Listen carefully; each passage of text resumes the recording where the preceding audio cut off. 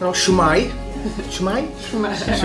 Dych chi yn myfyrwyr rhyngwladol sy'n astudio yng Nghaerdydd. You're international students studying in Cardiff. Start by introducing ourselves.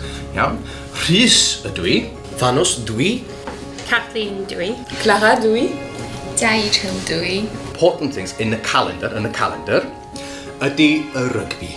Iawn? Ni'n mynd i ddysgu geirfa Cymraeg i chi. We're going to teach you Welsh vocabulary, okay? You're equipped to go out into town to enjoy the big match day.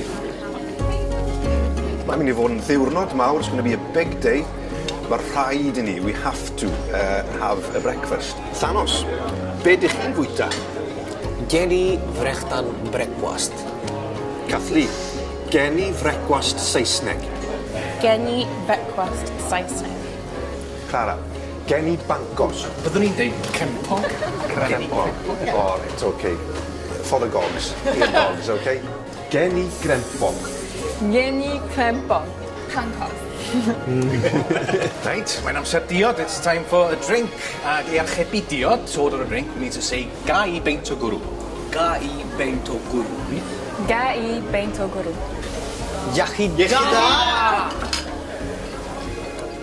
Un peth allweddol, one key thing to prepare us for a game, I baratoi am game rygbi fawr, yw gwisgo fyny, to dress up.